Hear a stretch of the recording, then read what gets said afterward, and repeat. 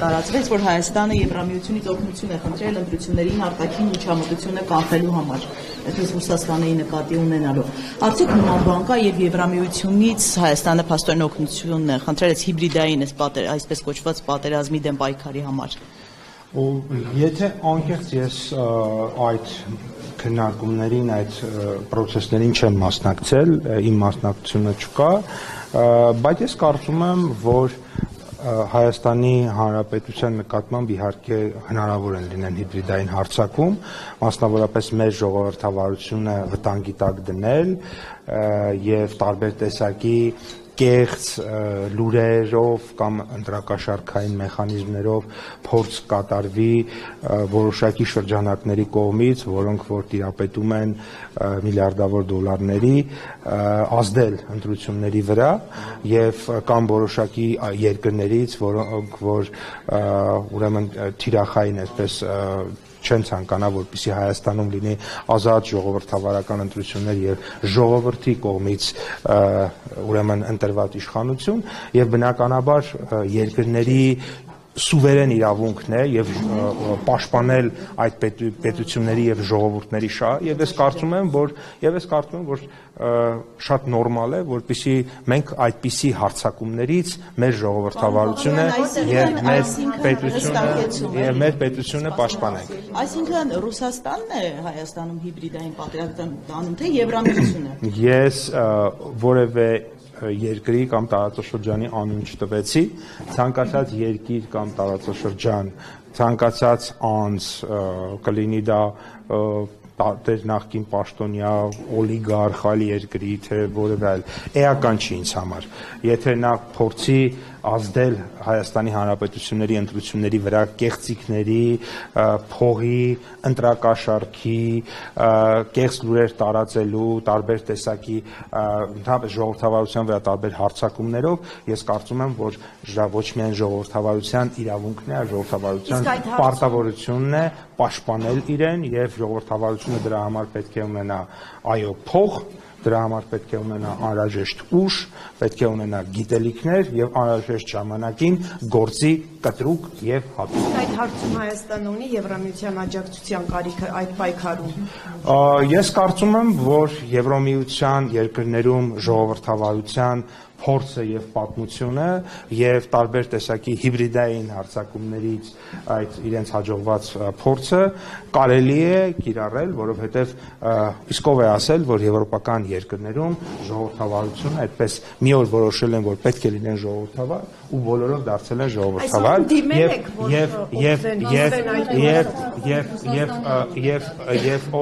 եւ ով է ասել, որ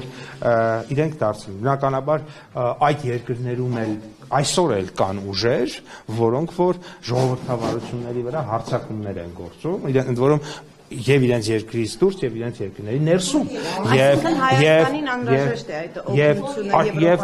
եւ բոլոր իմ կարծիքով ես կրկնում եմ ժողովրդավարական երկրներին անհրաժեշտ է պաշտպանել ժողովրդավարությունը գիտելիքներով, ուժով եւ գումարով եւ որպեսզի պետությունը կարողանա ժողովրդավարությունը պաշտպանել եւ անհրաժեշտ պահի գործել հատուկ եւ կտրուկ եւ ժողովրդավարությունը դա նա է, երբ ժողովուրդը ընտրում է իր ուզած իշխանությանը եւ ժողովրդի ձայնը չի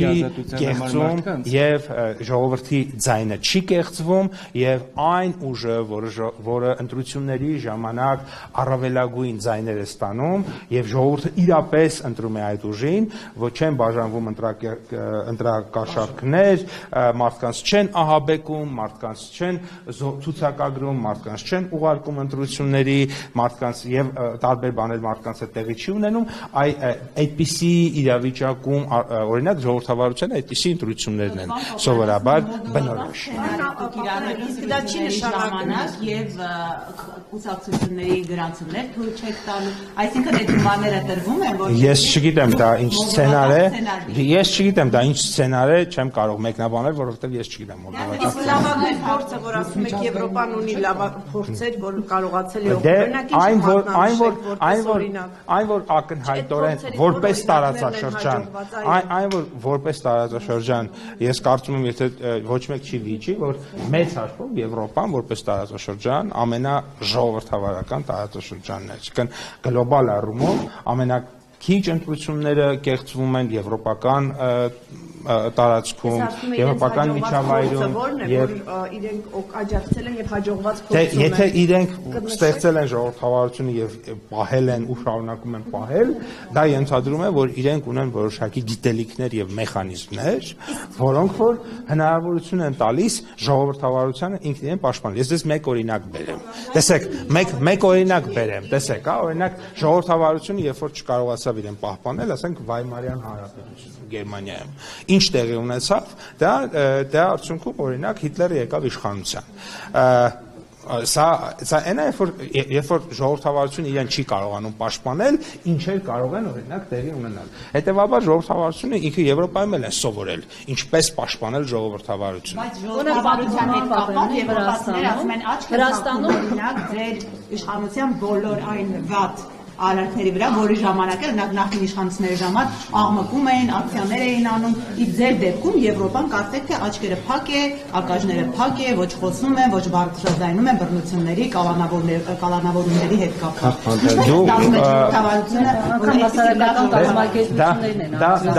Հա, տեսեք, երկու տարբեր կարծիք։ Դուք ասում եք, որ եվրոպացիները աչք են փակում, իսկ դուք ասեցիք, որ անգամ եվրոպական հասարակական կազմակերպություններ կամ եւ այլն, տեսեք, հիմա արձագանքում են, թե չեն արձագանքում, սա մեկ, երկրորդը, ես կարծում եմ, որ արձագանքելու համար հիմք է պետք, երբ որ որևէ մարդ օրինակ որևէ մարդու ապօրինի են ենթադրենք բանտարկում, բնականաբար շատ նորմալ է, որ արձագանքեն։ Իսկ որևէ մարդու երբ որ հիմնավոր են բանտարկում, բնականաբար ինչ արձագանք է այդ դեպքում։ Իսկ ուրեմն իմ կարծիքով, դա իմ կարծիքն է, առավել քան հիմքեր եղել են, որովհետև երբ որ ես տեսնում եմ օրինակ հայտարարությունները եւ այլն, դրանք եւ դրանք համեմատում եմ մեր քրեական օրենսգրքի համապատասխան հոդվածների հետ, ես տեսնում եմ, որ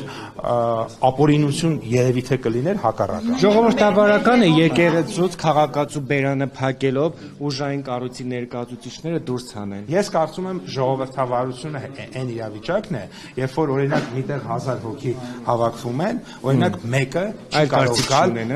չի կարող գալ եւ իր կամքը պարտադրել 1000-ին։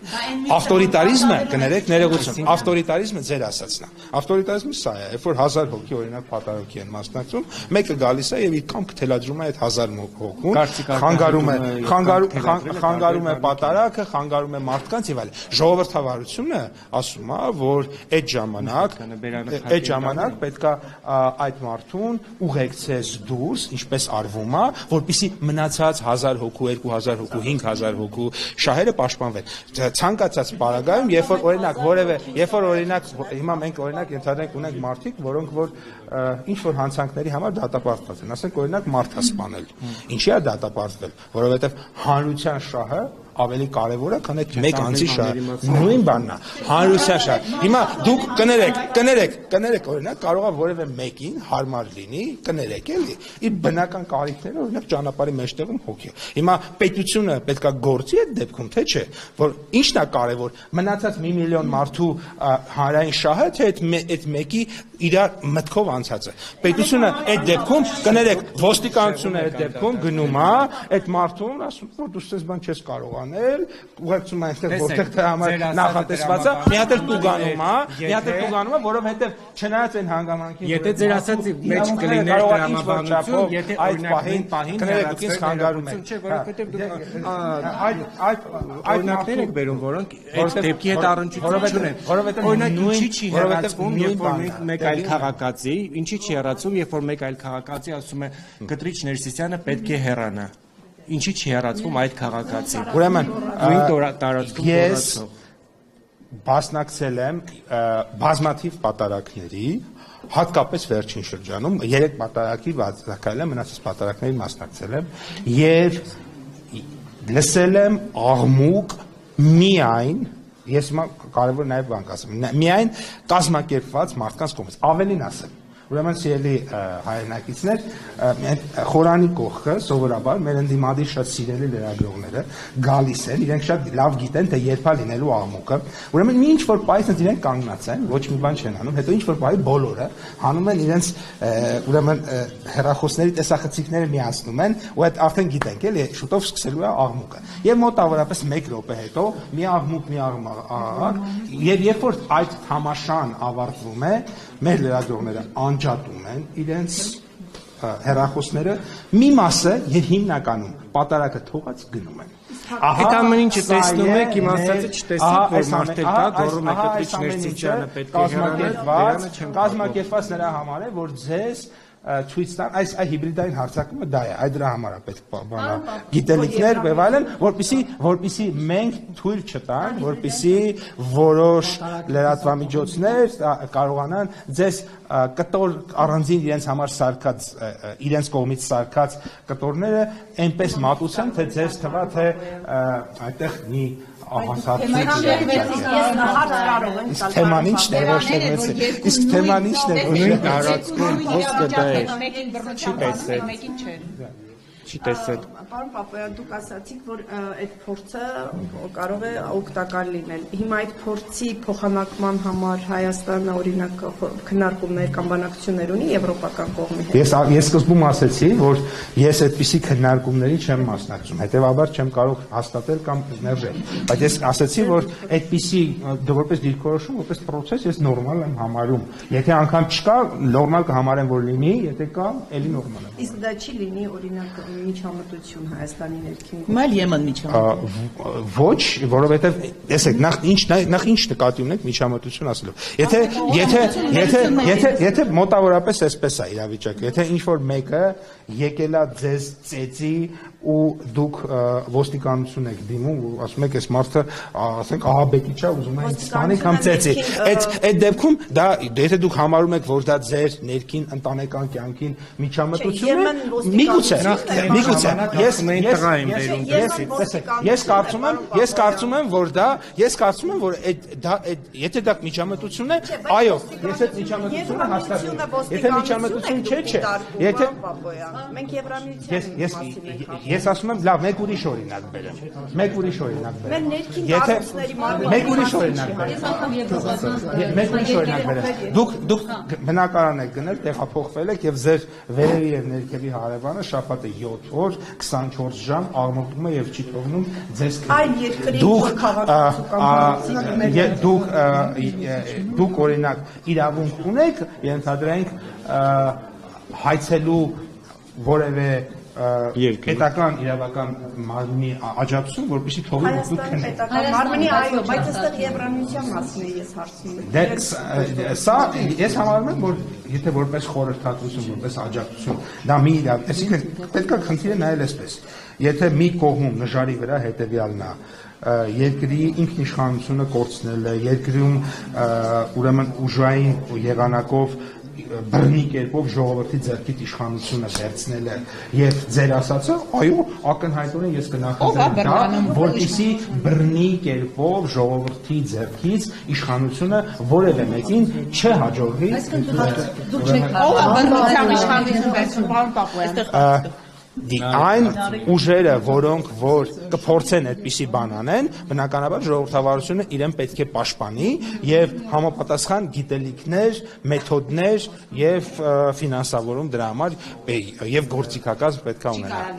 Օրինակ Վրաստանը, պարոն Վրաստանը Եվրամիությունը։ Դա ձեր մոտեցումն է, կարող լինի, հարցնում եմ։ Պարոն Ինչ առումով Տեսականորեն բոլոր տեղերից չեմ բացառում։ Ինձ համար կարևորը հետևյալն է, որ մեր ինքնիշխանություն ժողովրդավարությունը որևէ արտաքին ուժից չվնասվի։ Այսինքն այստեղ իմ համար էական չի, իսկ ցանկացած արտաքին ուժ, որը կուզենա մեր երկրում ժողովրդավարությունը եւ ժողովրդի ձեռքից իշխանությունը խլել, ինչ տարբերություն իմ համար ինքը որտեղից է։ Իմ համար մեկ է։ Հիմա Եվրամիությունը ոչ մի ձև չի հարմարվում Վրաստանի գործող իշխանությունների ընտրությամբ եւ գիտենք նաեւ Ես չեմ ուզում մտնել մատի եւ մատանու արանքը։ Ես ինչ գործ ունեմ Եվրամիության եւ Վրաստանի հարաբերությունների հետ։ Որը ես ասում եմ Վրաստանի իշխանությունների հետ ակտիվ աշխատում եք։ Ես մատի եւ մատանու արանքը բացարձակ չեմ ուզում մտնել։ Եվրամիության եւ Վրաստանի հարաբերությունները թողեն Եվրամիության եւ Վրաստանի ժողովրդի։ Ադրբեջանական նավթամթերքի Հայաստան ներդրման օրակարգից բանակցությունների շնորհիչներ կա։ Այն ինչ որ հաստատել եմ ես ազատությանը, այս բանը ավել բան չկա, եթե լինի առաստային գաղտնիք չեմ կարող ասել։ Այսինքն ընկերությունը ապրանք է ներկայացնում եւ դա Ես դա իրանցից հարցրեք բոլոր ընկերություններին, թող իրանք հաստատեն կամ չէ։ Ես դրա դիմավորել եք որ ընկերություններ բերել Դրա մասին մենք պարզաբանել ենք Բաղրամյանի ավերաղաց, բայց շարունակվում է, ճանապարհին կա։ Երկրորդը եկել է, դե գիտեք դրա մասին, ճանապարհին հիմա նոր խմբականակներ կգա ես տոննաներով կհրապարակեմ։ Այս պահին դրանից ավել չեմ կարող ասել։ Երբ որ գա դրա մասին, այո, կգնամ կդիմավորեմ։ Նավթամթերքը Այս պահը ծորենից բացի Հայաստան-Ադրբեջանով ինչ է ներդրվել կա։ Հայաստան-Ադրբեջանով Ադրբեջանի տարածքով։ Հա, երկաթուղով իմ տեղեկությունները միայն ծորեն։ Իսկ բանակցություններ բացի նավթամթերքից ուրիշ ինչ-որ ապրանք տեսակներ։ Իմջանից քննարկել ենք, դա հնարավորությունը կա բաց է, բայց բանը ավելի այս պահին ավելի արդյունավետ է համարվում ցամաքային արտահանումը։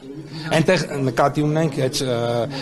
ավելի անվտանգ է ապակե շշերի տեղափոխման համար, նու բիզնեսը համարում է որ կոնյակի արտահանման համար շշալցված տարբերակը ավելի ցամաքային Վրաստանով ավելի այս պահին գոնե ավելի նպատակարար է, բայց այդ հարցը քննարկվել։ Պարոն Պապյան, Եվրամիության անդամակցության հայտ էսպես ասած, որտեղ կարծես թե եվրոպացիք շտապում են, որ այդ հայտը ներկայացվի, ինչ մտադրություն կար եւ ինչպես գիտենք նորից օրենքն ասել է, որ անհամատեղել է ԵԱՏՄ եւ Եվրամիություն այս մասով ինչ կա, այսինքն անդամակցության հայտ Հայաստանը պատրաստում է, որ պետք է ներկայացնի, թե դեռ այդ օրենսդրությունը։ Ես կարծում եմ ձեր հարցը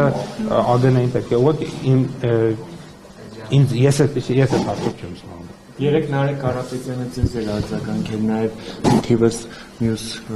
Դե ես արձագանքել եմ, ես կարծում եմ, որ բավարար արձագանքել եմ, շատ բավարար եւ իհարկե հասկանում եմ մեր լրատվամիջոցների կողմնակալ մոտեցումը, երբ որ Նարեկ Կարապետյանի ուրեմն հոլովակը դուք ձեր էջերում դնում եք, ձեր կայքերի, բայց Գևորգ Պապոյանի պատասխանը երբեք չեք դնում։ Ես հիմա ուղիղ ասում եմ, դա ձեր ընտրությունն է, ես արդեն բավարար չափով անդրադարձել եմ դրան եւ ես հպարտ եմ իմ կենսագրությամբ, ես հպարտ եմ, որ ծնվել եմ մի ընտանիքում, դասախոսի եւ ուսուցչի ընտանիքում եւ այո, լավ եմ սովորել, ես քիչ առաջ էլ ասացի, 5-ով եմ սովորել, այդ թվում ինձ 5 նշանակողներից մեկն է պարոն Ավետիսյան, պարոն Ավետիսյանն է, ուրեմն կներեք շարունակեմ, ես լավ եմ սովորել եւ դրա հետևանքով աշխատել եմ ուրեմն տարբեր զուգահեռ ամբողջ կյանքում եւ դասախոսական աշխատանքով մասնավոր պետական, այո, սկսել եմ ներքևից, մարքեթինգի մասնագետ, բաժնի պետ, փոխտնօրեն, հետո падգամավոր, հետո մշտական հանձնաժողովի նախագահ եւ նախարար եւ այո, այնպես չի եղել, որ ծնվել եմ մեծացել եմ, ծնվել եմ, հաց եմ կերել, հետո էլի եմ հաց կերել, կներեք, ասեմ, ես եւ ի տարբերություն ձեր նշած անձի, պարզապես չեմ ծնվել, հաց չեմ կերել, էլի հաց չեմ կերել ու մի անգամից գործարանի տնօրեն չեմ դարձել։ Հիմա էդ այդ մարդու բախտն է, որից ոչ մեկս չունի իմիջայլոց։ Բայց քպականների մեջ կան անձիկ, որոնց կենսագրությունը սկսում է 2018-ից։ 4-րդ կարգի ցորենի հացը վերջապես ելավ թե չէ։ 4-րդ կարգի ցորենը չի եղել է 3-րդ կարգի ցորեն, բոլորս այդ հարցը կերել ենք, այդ 2000 տոննա ցորենը, սիրելի հայրենակիցներ, դա մեր մեկ օրվա եւ մի քանի ժամվա սպառումն է, ամբողջ Հայաստանի բնակչությունը այդ հացը կերել ենք, վերջացրել ենք, այդ ինչ որ մի օրվա ձեր կերած լավաշը կամ բուխանկան, Նարեկ ջան, այդ հացից է եղել։ Այնպես որ ես էլ եմ կերել, դու էլ ես։ Պարոն Պապոյան, դուք հիմա ասում եք հաց եք կերել մեծացել։ Է, պարոն Պապոյան, թե ավելի այս նոր խմբականակը որ գալիս է, էլի նույն երրորդ կարգն է եւ նույն քանակի։ Երրորդ կամ երկրորդ։ Նույն քանակի էլի 2000 տոննա։ Ավելի շատ, ավելի շատ։ Իսկ Պարոն Պապոյան, հեղուկ գազը թանկացել է, հարվածից դարձել է շուրջ 200 դրամ, սա ինչով է պայմանավորված։ Չեմ կարող ասել, շուկայական մրցակցային կանոններ են գործում, եթե պրոբլեմ տեսնենք, եկեք ընդունենք հրապարակային, թող սպառողների իրավունքների պաշտպանության տնտեսական մրցակցության հանձնաժողովը այս հարցը դիտարկի, եթե ես ուղիղ խնդրում եմ հիմա իրենց, եթե կա այդպիսի հարց եւ դա քննարկելի է, անպայման խնդրում եմ Վարույթ Հարությունյան եւ այդ հարցը բացառել։ Ճիշտ եմ հասկանում, օրինակ դուք նույն էլեկտրոմոբիլների այդ արտոնությունը որ տվել է ԵԱՏՄ-ն, դուք այսպես ասած դա գովերքում եք ԵԱՏՄ-ի հետ աշխատանքը, բայց ընտրությունների մասով ապավինում եք Եվրամիությանը, ճիշտ եմ հասկանում։ Այստեղ երկու աթոռի նստելու է։ Ինչպես են ընդունել օրինակ ԵԱՏՄ-ը։ Ես բոլորի հետ շատ լավ եմ աշխատում։ Որ ես վատ աշխատեի որևէ մեկի հետ, ոչ մեկ մեզ Եվրոպայում էլ, Ռուսաստանում էլ ոչ մի բան չէր դա։ Ես շատ լավ եմ աշխատում, ես գիտեմ ում ինչ պետք է ուզեմ եւ ինչ պետք է դրա դիմաց տալ, որպեսզի դա ստանա, եւ ես այդ ամեն ինչը անում եմ նրա համար, որ մեր ժողովրդին հնարավորինս լավ լինի։ Այսինքն եթե դուք չընտրվեք, նշանակում է ինչ որ մի կենտրոնից միջամտել են ընտրություններին, ճիշտ եմ հասկանում։ Եվ ինչու եք եթե այդպես վստահ եք, որ հաղթելու եք, ինչու եք այսպես բոլոր ձեր ընդդիմախոսներին կալանքի տանում եւ այլն։ Ինչն է սա պատճառը։ Եթե հաղթելու վստահ լինելը եւ հանցագործության մեջ մեղադրվող անձանց օրենքով նախատեսված պրոցեսները չկատարել, ինչ կապ։ Այսինքն մենք վստահ ենք, որ հաղթելու ենք, անգործության մատնվեն մեր իրավական մարմինները, ասենք երկրում ով ինչ ուզի անի, բա ձեր անվտանգությունը, բա մեր անվտանգությունը, բա մեր երեխեքի անվտանգությունը, բա ասենք բաները։ Ինչ էր անում, մեր ձևով եկեղեցին պաշտպանելու համար ինչ է արել։ Դե ես կարծում եմ, որ լեզվաբաններ ասում են, որ այդտեղ ես կարծում եմ, որ քրեական գործում բավարար չափով նկարագրված ամեն ինչ, ես հիմա ոչ փաստաբան եմ, ոչ քննիչ, ոչ էլ դատախազ, որ միջամտեմ այդ։ Պարոն Պապոյան, Հայաստանը ապագայում ձեզ նույն դատավորները դատեն։ Մնացական Մարտիրոսյանը, Մասիս Մելքոնյանը, եթե առաջիկայում չգիտեմ, բայց ինչի պետք է դատեն, եթե ես որևէ բան չեմ։ Դե ինչ գիտեք, Պարոն Պապոյան, եւ Ես ասի եկեք ավարտենք։ Քաղաքականությունն է կարևոր, թե քավոր սանիկական հարաբերությունները։ Ես այդ հարցին ում որ առաջ անգամ այդ հարցը տրվել է, ինքը պատասխանել է եւ ես ավելացնելու բան չունեմ։ Ես այո, պատասխանվել է եւ ավելացնելու բան չունեմ։ Այն ինչ որ ասվել է, ասվել է։ Ուղղակի քպականների մոտ սովորություն է ուրանալ իրենց քավորներին, օրինակ նույն Հայկ Կոնջորյանը։ Ես չգիտեմ ով ինչա եւ այլն, այդպեսի բան նախ դա ձեր գնահատականն է, այդպես չի, նախ այդպես չի եւ երկրորդը դա ասացի։ Չեմ ուզում ավելացնեմ որևէ բան, որը այդ իրավիճակի վրա ես այդ թեմայով որոշել եմ չխոսել, խոսել են մարդիկ, հարցատրվել, պատասխանել են, շարունակեմ կլռեմ, որովհետեւ իմ կարծիքով այդպես բավարար պատասխաններ տրվել։ Պարոն Պապոյան, բայց մի հարց էլի այդ վառելիքի հետ կապված հիմա որ ասացիք բերվում այդ նոր խմբականակը Հայաստանը պարբերաբար պատասխան առաջարկներ հնչեցնում, որ նաև Ադրբեջանը օգտվի Հայաստանի ճանապարհներից, ինչու արձագանք չկա միջև հիմա ձեզ։ Դե տեսեք իրենք այսպես թե այնպես այդ ճանապարհը ունեն։ Իրենք այսպես թե այնպես հարմար ճանապարհներ ունեն, բայց ես վստահ եմ, որ ինչ որ փուլում իրենք օգտվելու են։ Իրենք շարունակում են բավականին երկար եւ ծախսատար ճանապարհներից օգտվել։ Բայց Հայաստանի առաջարկը չընդունել, ինչու։ Ես ենթադրում եմ, որ սպասում են ամբողջական կարգավորմանը, որից հետո նոր այսինքն ինչ որ ռիսկեր են տեսնում, չեմ կարծում, մտահոգություն բացարձակ ես չեմ տեսնում, պարզապես մոտեցման խնդիր է։ Մենք իրենք կարծում են, որ պետք է ամեն ինչ ավարտելու միանգամից, մենք կարծում ենք, որ կարելի է զուգահեռ անել։ Իսկ Եվրամիության հետ որ քննադատել են իրենք այդ Հայաստան Եվրամիություն, այսպես այդ հռչակագրում։ Դե հասկացա ինչ է, ԱԳՆ-ի հետ քննարկելի քարտը ես չեմ կարծում որ մեր մասով որևէ խոչընդոտ կա։ Չէ, ուզում ասեմ դա չի խանգարելու իրենք այսինքն ինչ որ պատճառներ են բռնում չստորագրելու։ Ես կարծում եմ որ այդպիսի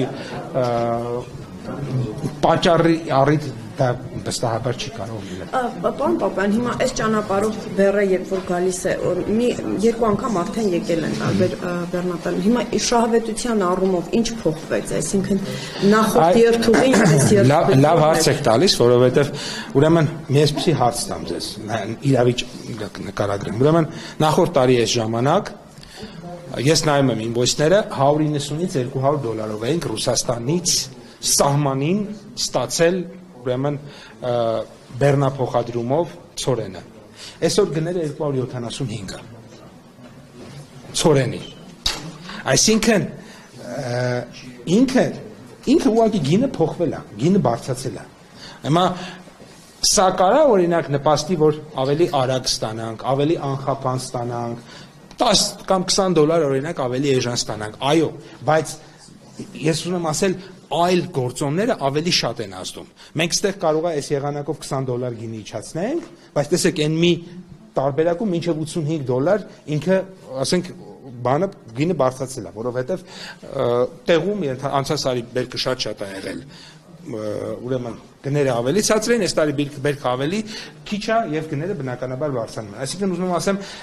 կարող ենք ակնկալել տեսականորեն, որ ավելի արագ կլինի, այո, որտեվ դա ավելի արագ է, հերթերը պակասում են։ Կարող ենք ակնկալել, որ ավելի էժան կլինի, այո, ավելի էժան կլինի, բայց դա հիմա հաջորդ տրամաբանական հարցը կլինի։ Բայց այդ դեպքում հացի գնի վրա ինչքան է ազդելու, ես այդ հարցին չեմ կարող պատասխանել, որովհետև նորից մի հատ ուրիշ օրինակ բերեմ։ Ցորենը ձեր ասել եք բաժանանալը պետք է հասնել։ Այո, կամ եթե բայց բարձրացել է գինը, կամ հիմա այսօր կուրսը ռուբլու 5 է, չէ՞։ Հիմա եթե վաղը դարձավ 6։ Ավտոմատ բարձրանալու է, կամ վաղը դարձավ 4։ Ավտոմատ իջնելու է, բայց դա իհարկե, եթե դուք առնում եք օրինակ պայմանական ինչ-որ բանը 4 ռուբլով, կամ լավ 1 ռուբլով, մի դեպքում եք 1 ռուբլու համար վճարում եք 4 դրամ, մի դեպքում վճարում եք 5 դրամ, մի դեպքում վճարում եք 6 դրամ։ Այսինքն այնքան շատ գործոններ է ազդում, որ նույնը կերպ հիմա կարող է հասը մեկ այլ գործոնի պատճառով գինը իջնի, բայց սխալ կլինի, պնդում է, ես ասեմ, այդ տեսեք, դա միայն երկաթուղու շնորհքներ։ Այնքան բազմաթիվ գործոններ կա։ Իսկ մարդիկ ոնց են դա զգալու, այդ փոփոխությունը, մարդիկ քաղաքացիները ոնց են զգալու, այդ ոնց ասում եք դա ապաշրջացավ։ Այս ասեցի, բանեն անվտանգություն կա, ընդհանուր առմամբ գների էժանացման վրա էթնիկ գործոնով դրական ազդեցություն, արագություններ բեռնափոխադրումների։ Հիմա օրինակ, մենք դեպք ենք ունեցել, լարսը փակվել է, որովհետև ջնաբուկ կամ սելավ։ Մենք ինչ ենք անում, գնում ենք մեր պահուստային ցորենը,